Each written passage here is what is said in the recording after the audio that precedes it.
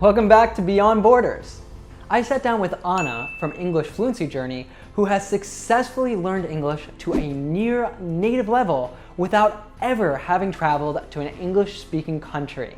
Anna, welcome to the show. Thank you for having me. I'm very honored. So, Anna shared some fantastic tips about how to stay motivated that you'll hear in just a few moments. And if you're new here, then remember to hit that subscribe button and the bell down below so that we can help you on your learning journey with the knowledge that you need to understand fast speech, to be understood by anyone, and to connect to the world. Just like Kaoya, who says that they're not only learning English on our channel, but also getting a dose of motivation. Ah, yeah. You've obviously put so much hard work into it, so I definitely would just say kudos, for all of your hard work and for sticking in there through the hard times. Yeah, thanks. And going back to one of the things you were saying is there's a lot of people around you who don't necessarily support your dream, or they don't understand it. They're almost judgmental, maybe some of them, it sounds like, just from the point of view that because you're being successful and because of their own insecurities and stuff, I think people a lot of times from their own insecurities will judge you and tell you what you're doing is wrong because they want you to fail or they want you to give up or whatever is the case. And I think this is the case for a lot of English learners, even if they're not making a business out of it. Just like learning English, it can be very difficult if no one around you supports that, if no one in your family speaks English or anything like that, if you don't have necessarily like any friends that you can practice with or who are also learning and stuff. So do you have any advice for learners like that if you don't have that support network around you, what they can do to not give up, to not lose that passion? Okay, that's a very good question. So it's kind of a very difficult situation what Right. you described, like when a person doesn't have any support and maybe even resources and opportunities.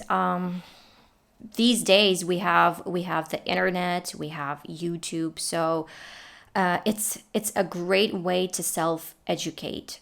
So when I just started, I of course was very afraid to speak English. I was shy. I had the speaking barrier. So I didn't even want to make any friends online or whatever to speak with them in English because I was really like self-conscious about my English. Although I shouldn't have, but I, was. Yeah. So I would just sit at home, just make time in my little teeny tiny apartment, maybe at night or maybe very early in the morning so that nobody can hear me. And I would just watch a video or listen to a podcast and I would just shadow.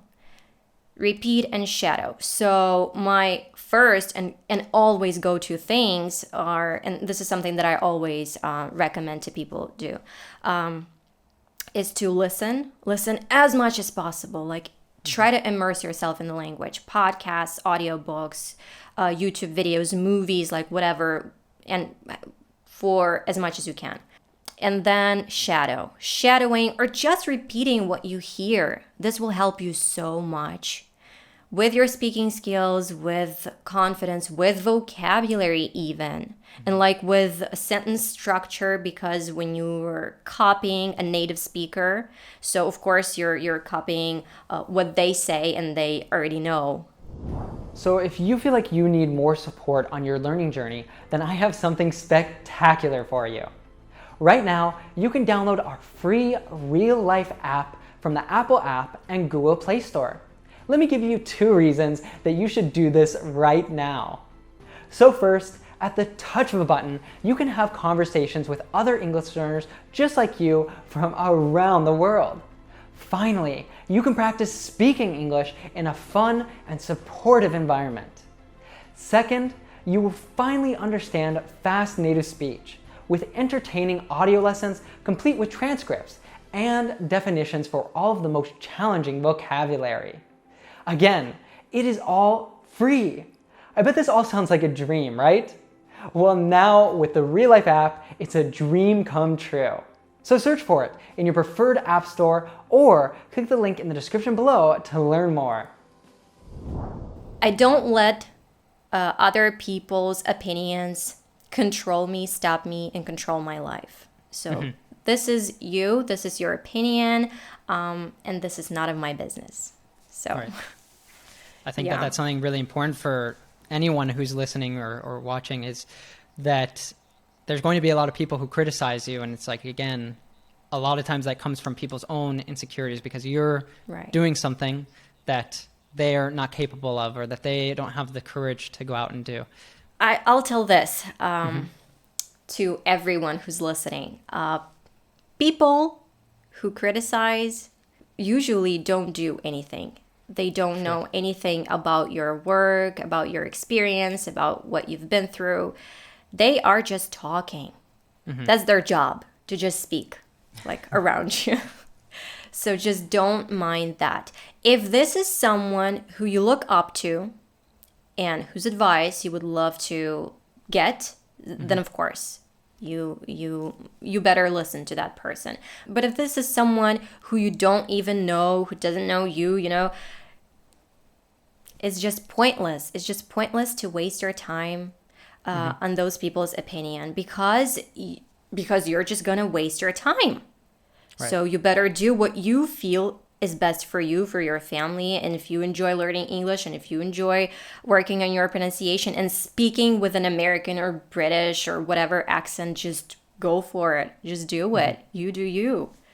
Yeah, I've heard it a lot of times, like even from my students, which I am used to it. But when I hear something like that about other people, I feel sad for them. Yeah.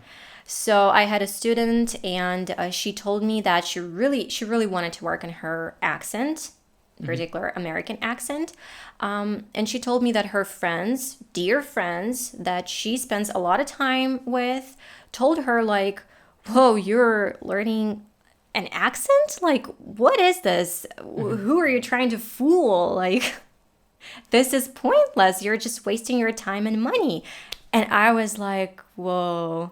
And it was like, it was sad to me to hear this, But again, people are people. They are entitled to their opinion. So you have to decide for yourself. Am I going to listen to that person or not? Right. So yeah. And I really like what you were saying before as well, is that you need to kind of be able to recognize the difference between criticism, so like people just trying to hurt you or put you down, and constructive feedback, which might be someone who's actually saying that thing that it's not a positive thing. I mean, they're telling you that you need to improve a certain aspect, but they're doing that because they want to help you.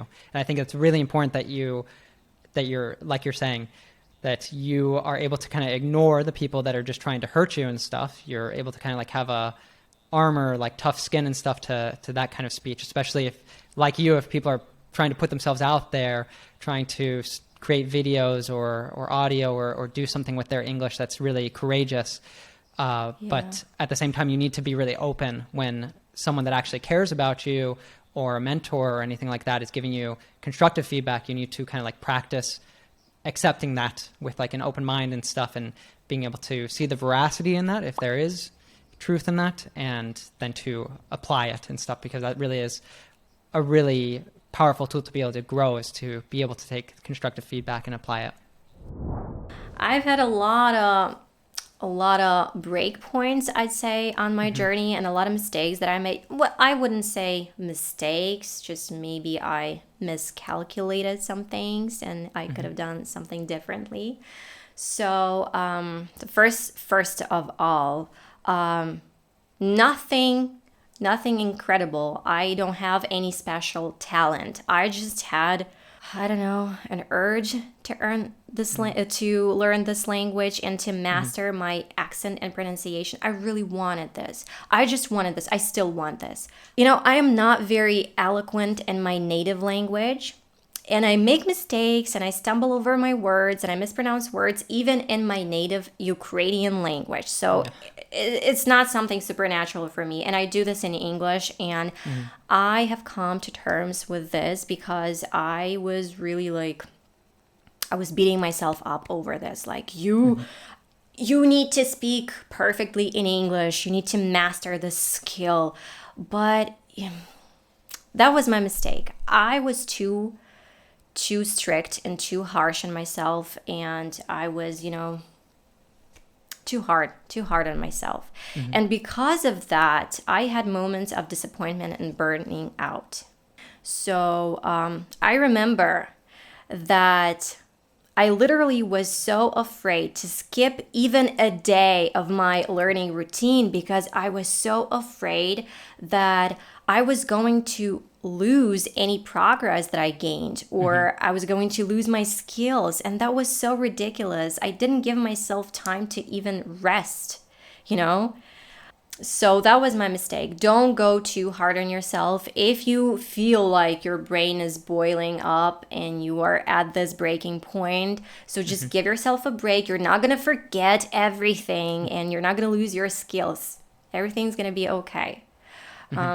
I wasn't patient with myself. So as I said, I was like, I need to be able to speak now. So I'm going to just push myself. I'm not going to sleep.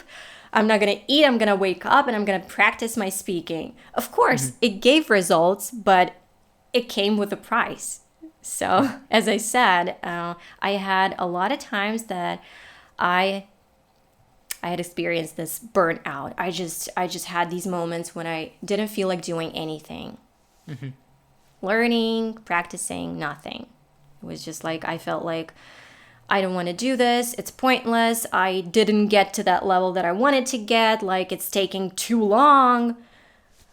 But then instead of that, I chose to take a step back and to take a look at my achievements. And now I always check in with my progress. So I take a step back, I look at myself, and I think like, man, a year ago I was here and right now I am over here. Like right now I am able to read this super complicated book without even checking every other word. I'm able to watch any movie and talk to anyone.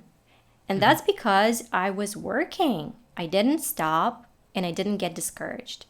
So of course I had all these moments that people experience.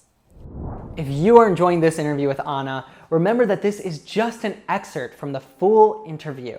You can listen to the whole conversation for free. Just click the link in the description below. And I also want to invite you to check out Anna's YouTube channel. That's also linked down below.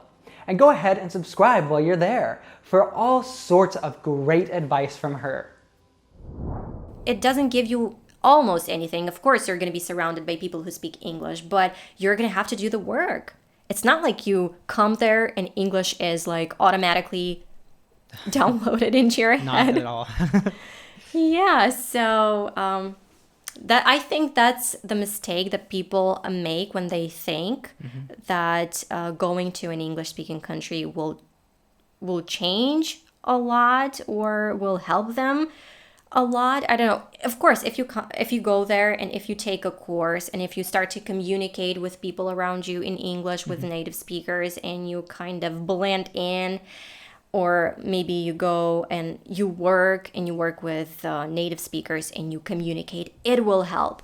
But usually what we see that people go there, they find someone who speaks their language and they stay in their community. So they don't learn and they feel so comfortable there because there are a lot of different communities that they don't have this need to learn English anymore. Totally. You have to work on your mindset first. It doesn't matter what you do. Either you're learning language or whatever, you have to work on your mindset. You have to be in the right mindset for this.